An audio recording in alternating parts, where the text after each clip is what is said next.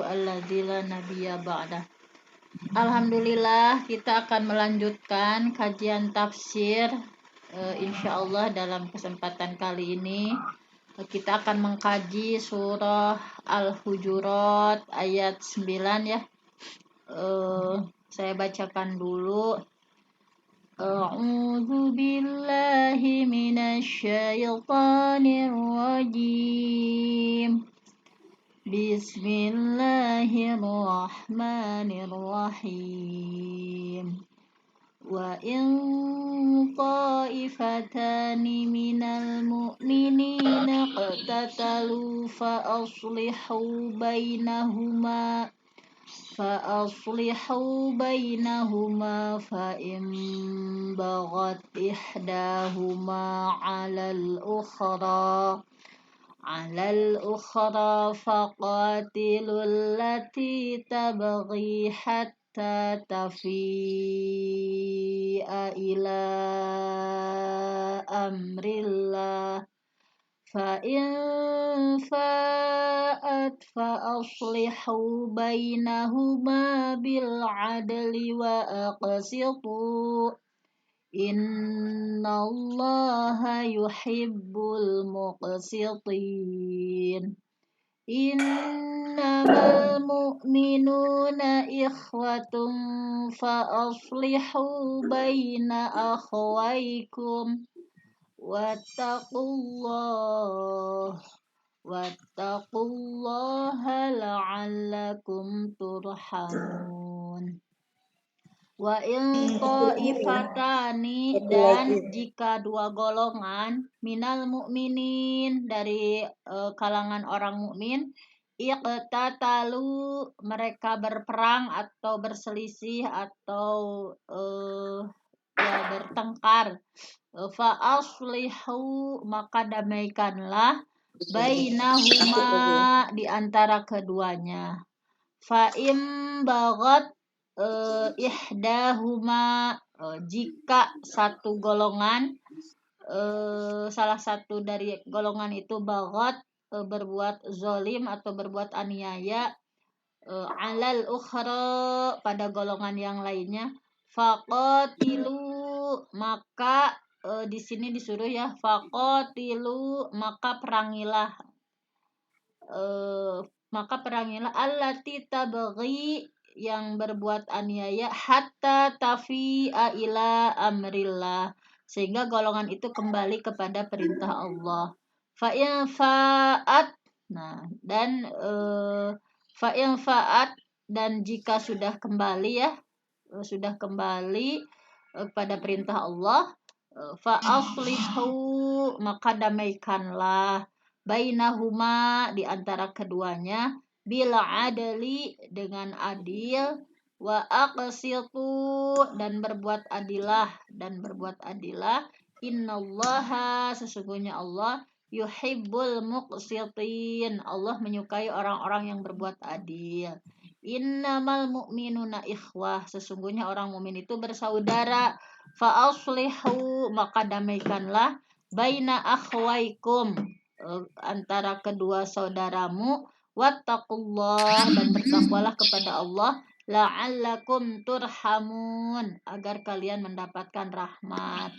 Jadi di sini Allah memerintahkan ya kaum mukmin agar mendamaikan ketika ada dua golongan yang berselisih, berperang. Jadi iqtatalu itu tidak hanya diartikan berperang saja ya, ketika berselisih maka harus wa in ta'ifatani dan jika ada dua golongan minal mukminin dari kalangan orang mukmin iqtatalu mereka berperang atau berselisih ya fa aslihu maka damaikanlah bainahuma antara keduanya. Jadi Allah menyebutkan mereka sebagai orang mukmin padahal mereka berperang satu sama lain. Jadi berdasarkan ayat ini Imam Bukhari menyimpulkan bahwa maksiat ya ketika seorang mukmin bermaksiat itu tidak lantas mengeluarkan orang tersebut dari keimanannya betapapun besarnya maksiat. Kan ada golongan khawarij misalnya kayak Mu'tazilah yang menyebutkan bahwa pelaku dosa besar itu akan dimasukkan ke dalam neraka untuk selama-lamanya. Jadi kata pemikiran orang Khawarij, kata orang Mu'tazilah bahwa orang mukmin yang melakukan dosa besar itu berarti sudah kufur dan akan dimasukkan ke dalam neraka selama-lamanya. Nah, padahal dalam ayat tersebut menurut Bukhari bahwa ketika seseorang berbuat maksiat maka tidak lantas dia itu tidak beriman gitu ya maksudnya. Jadi bahwa bahkan di sini dikuatkan dalam salah satu hadisnya anna Rasulullah Shallallahu alaihi wasallam bahwa Rasulullah Shallallahu alaihi wasallam khotbah yauman. Rasulullah sedang khutbah dalam suatu hari wa ma'ahu alal minbar dan ikut bersamanya ya di atas mimbar Al Hasan ibnu Aliin, Hasan bin Ali. Faja'ala yanduru ilaihi marrotan. Maka Nabi melihat pada Ali ya satu waktu, wa ilan nas ukhra, dan kepada orang-orang melihat juga Rasulullah. Wa yaqulu, dan Rasulullah bersabda, inna, sesungguhnya ibni, anak ini ya cucuku ini, hadza cucuku ini sayyidun, dia adalah seorang pemimpin. Wala'allallaha, dan mudah-mudahan Allah ayyusliha bihi, mendamaikan ya melalui dia, melalui cucuku ini, baina fi'ataini, antara dua golongan azimataini yang besar minal muslimin, di antara golongan orang muslim. Nah, ternyata apa yang disampaikan Rasulullah itu memang kejadiannya sama persis gitu ya. Ketika Rasulullah sudah meninggal, di antara dalam sejarah kan bahwa Hasan pernah mendamaikan antara penduduk Syam ya dan penduduk Irak setelah keduanya bertikai berperang dalam waktu yang panjang. Jadi Hasan bisa mendamaikan antara penduduk Syam dan penduduk Irak. Nah, kemudian selanjutnya di sini fa imbagat ihdahuma 'alal ukhra.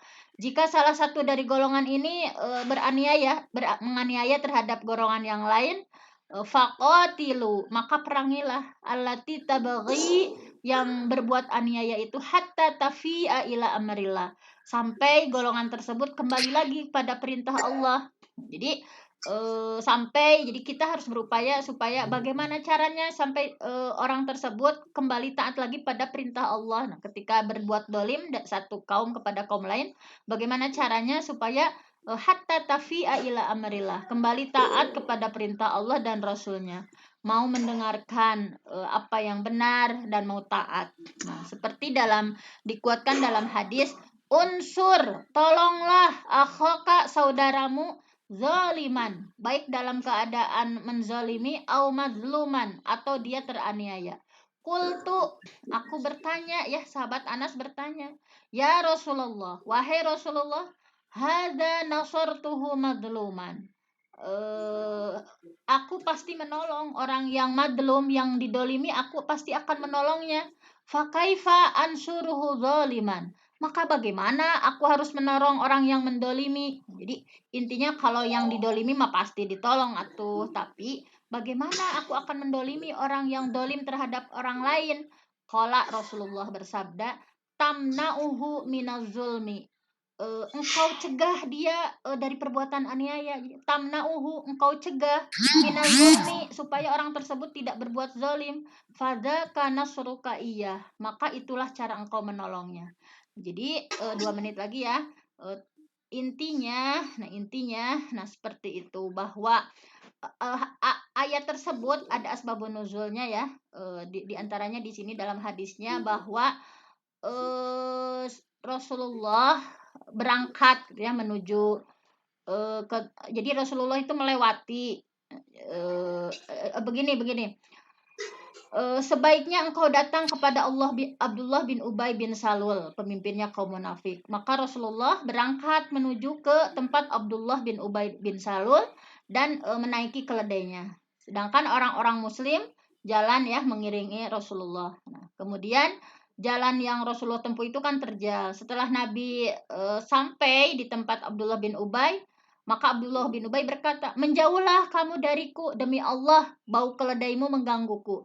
Maka seorang laki-laki dari kaum Ansor membela Rasulullah ya, demi Allah sesungguhnya bau keledai Rasulullah lebih harum ketimbang baumu. Nah, maka kaumnya Abdullah bin Ubay kan marah membela pemimpin mereka. Nah, jadi masing-masing saling membela. Orang muslim membela Rasulullah dan kaumnya Abdullah membela, sehingga terjadilah perkelahian ya, memakai pelepah kurma, saling lempar gitu, pakai pukulan, pakai terompah ya, pakai sendal. Maka dalam hal ini, nah diturunkanlah ayat ini berkaitan dengan hal tersebut. Dan jika ada dua golongan mukmin berperang, maka damaikanlah antar keduanya. Nah itu ada pendapatnya seperti itu. Udah habis waktunya ya, sedikit lagi gimana ya?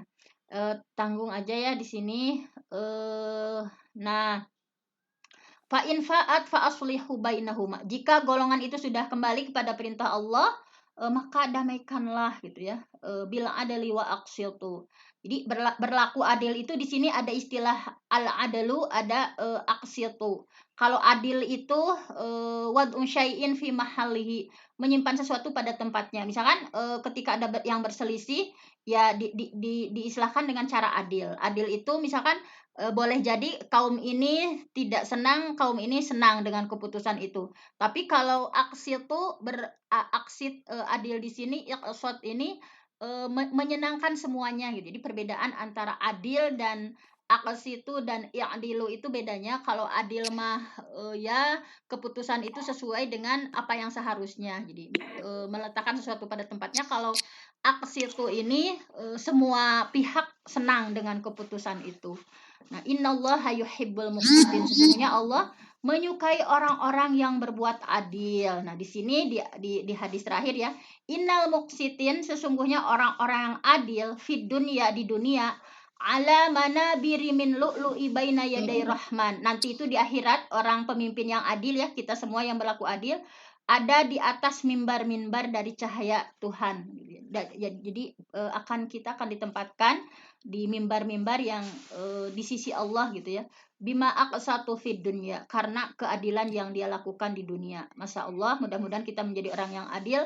Al-muqsitun, orang-orang yang adil indallah, di sisi Allah, yaumal qiyamah, nanti pada hari kiamat, ala manabiri min nuri ala yamin, berada di cahaya sebelah kanan arash, subhanallah.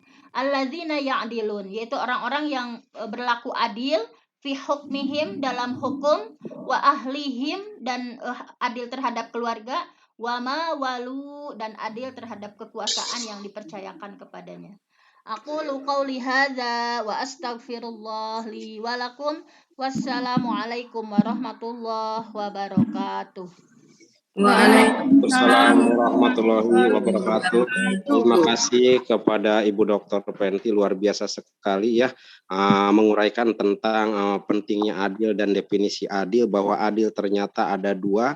Yang pertama adil dengan kata adlun, ain, dal, dan lam, dan yang kedua adalah adil dengan kata kistun, kisti, yaitu qaf, sin, dan to. Ternyata dua definisi adil berbeda.